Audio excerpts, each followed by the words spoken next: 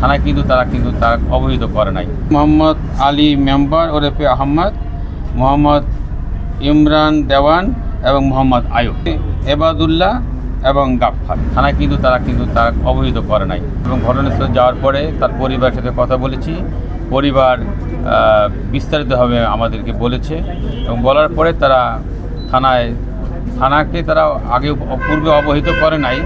একটা ঘটনা ঘটেছিল আরও 10-2 তারিখে, কিন্তু আমরা তাকে জিজ্ঞাসা করলাম যে আপনার থানায় কেন বললেন না। থানায় কিন্তু তারা অবহিত করে নাই। থানায় যদি অবহিত করত তাহলে হয়তো বা পরিস্থিতি এরকম নাও করতে পারত।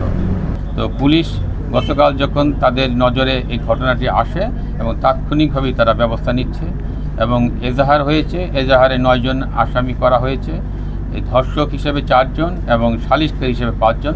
তার ভিতর ধর্ষণ 4 জনের মধ্যে 2 জনকে আমরা গ্রেপ্তার করতে সক্ষম হয়েছি এবং সালিশকারী 5 জনের মধ্যে 3 জনকে আমরা অ্যারেস্ট করেছি।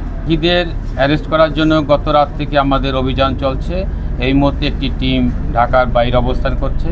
আমরা ইনশাল্লাহ খুব তাড়াতাড়ি ধর্ষক এবং সালিশকারী যারা ছিল তাদেরকে গ্রেপ্তার করতে সক্ষম হব। তাদের নাম আমার কাছে এসেছে, নামগুলি বলতে পারি।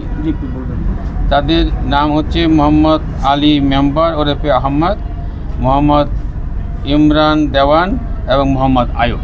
আচ্ছা, তাদের রাজনৈতিক পরিচয় কি আছে? এটা এখন পর্যন্ত আমরা জানতে পারিনি, আমরা তদন্ত করে জানতে পারবো। আর দর্শক হিসেবে যে 2 জনকে আটক করেছেন সেই 2 জনের নামটা কি বলবেন?